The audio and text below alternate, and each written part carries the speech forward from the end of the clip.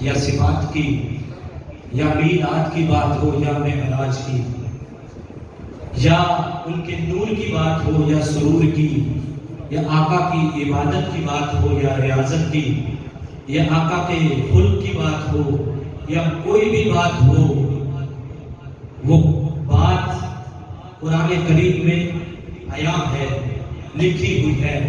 قرآن کریم میں آپ کا وصف درج ہے، آپ کا کردار، آپ کی گفتار، آپ کے انوار، حتیٰ کہ آپ کا خلق بھی قرآن کے اندر درج ہے۔ میری اور آپ کی ماں، تمام مومنوں کی ماں، حضرت اماں عائشہ سیدہ عائشہ الصدیقہ رضی اللہ تعالی عنہا، مومنوں کی ماں سے کسی نے عرض کیا کہ اماں، ہمیں سرکار علیہ السلام کے خلق کے بارے میں، اخلاق کے بارے میں، ان کے خلق کے بارے میں کچھ بتائیے۔ تو اماں فرماتی ہیں، اے سوال کرنے والے، اے عرض کرنے والے، کیا تم نے توجہ میری طرف ہونی چاہیے، ایسے توجہ میری طرف۔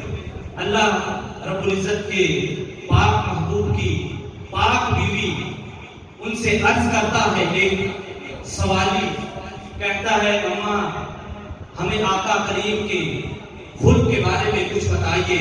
تو اماں فرماتی ہیں، سوال کرنے والے، کیا تم نے سارا قرآن نہیں پڑھا؟ پڑھنے والا، سوال کرنے والا خاموش۔ اماں نے فرمایا، کیا تم نے سارا قرآن نہیں پڑھا؟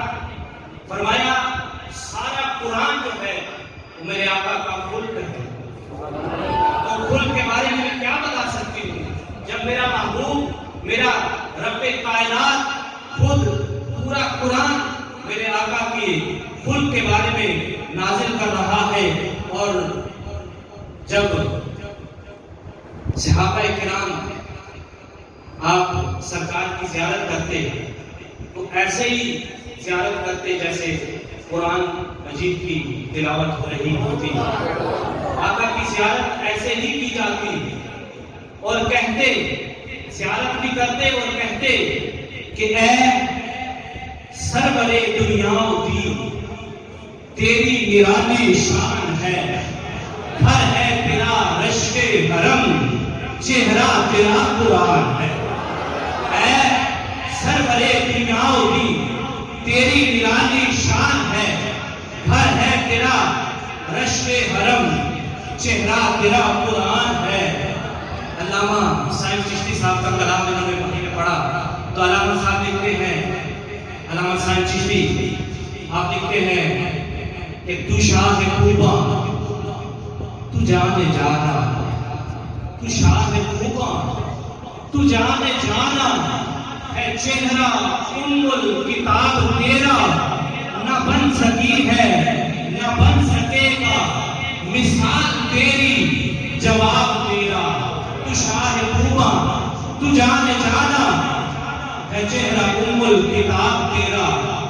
وہی بات صحابہ کرام زیارت کرتے فرماتے، اے سرورِ دنیا دی، تیری نرالی شان ہے، گھر ہے تیرا رشک حرم، چہرہ تیرا قرآن ہے۔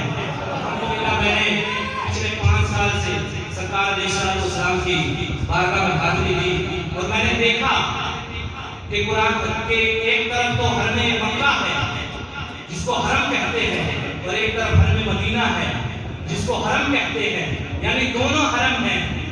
اور اس حرم میں، یہ جو حرم ہے، اس میں ہی سرکار علیہ السلام کا روضہ اقدس ہے۔ وہ روضہ اقدس کس جگہ پہ ہے؟ جہاں سرکار کا گزرا ہوا کرتا ہے۔ آپ کو معلوم ہے کہ جہاں سرکار علیہ السلام تشریف فرما تھے، اس دنیا سے، ظاہری دنیا سے پردہ فرماتے ہوئے، اسی جگہ پہ آپ علیہ السلام کو دفن کیا گیا، اسی جگہ پر آپ کا جو روضہ اقدس ہے بنایا گیا، تو وہ آپ کا گھر ہی تھا۔ تو اسی شعر میں کہا، گھر ہے تیرا رشک حرم، چہرہ تیرا قرآن ہے۔ گھر ہے تیرا رشک حرم، چہرہ تیرا قرآن ہے، کیوں کہ کہ تجھے سوچنا محبت، تجھے دیکھنا عبادت، تجھے سوچنا محبت، تجھے دیکھنا عبادت۔ میں نے جب ادھر زیارت کی تو وہ منظر یاد آیا کہ جب آقا علیہ السلام مصلی پہ تشریف فرما تھے، اور نہیں مصلی پہ نہیں، حضرت ابوبکر صدیق غالباً آپ امامت کر رہے تھے، آقا علیہ السلام اس وقت حجرہ میں تشریف فرما تھے، علیم تھے، تو دوران نماز سرکار نے اپنے حجرہ کی جو چادر مبارک ہے ہٹائی، تو صحابہ نماز کے اندر تھے، بجائے کعبے کی طرف منہ ہونے کے صحابہ کرام نے رخ پھیرا، سرکار کے چہرہ انور کی زیارت کی۔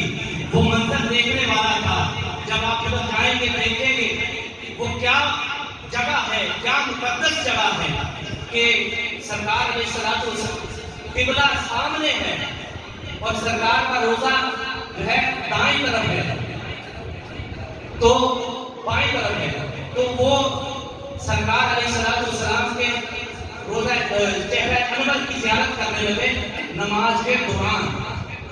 یعنی تجھے دیکھنا عبادت، تجھے سوچنا محبت، یہی میری بندگی ہے، میں کروں تیری تلاوت، اے سرور دنیا بھی تیری نرالی شان ہے، گھر ہے تیرا رشک حرم، چہرہ تیرا قرآن ہے۔ اور حسان نے بھی وہاں پڑھا تھا وَأَحْسَنُ مِنْكَ لَمْ تَرَكَتْ عَيْنِي وَأَجْمَلُ مِنْكَ لَمْ تَلِدِ النِّسَاءُ خُلِقْتَ مُبَرَّأً مِنْ كُلِّ عَيْبٍ كَأَنَّكَ قَدْ خُلِقْتَ كَمَا تَشَاءُ۔ کہا آقا میری آنکھ نے آپ جیسا حسین دیکھا ہی نہیں۔ پھر کہا آقا وَأَحْسَنُ مِنْكَ لَمْ تَرَكَتْ عَيْنِي وَأَجْمَلُ مِنْكَ لَمْ تَلِدِ النِّسَاءُ۔ آقا کسی اور سے آپ جیسا جمیل جنا ہی نہیں ہے۔ پھر کہا رب کائنات نے آپ کو تمام عیبوں سے پاک پیدا فرمایا، گویا کہ رب نے آپ کو ایسے بنایا جیسے خود آپ نے چاہا۔ وَأَحْسَنُ مِنْكَ لَمْ تَرَكَتْ عَيْنِي وَأَجْمَلُ مِنْكَ لَمْ تَلِدِ النِّسَاءُ خُلِقْتَ مُبَرَّأً مِنْ كُلِّ عَيْبٍ كَأَنَّكَ قَدْ خُلِقْتَ كَمَا تَشَاءُ۔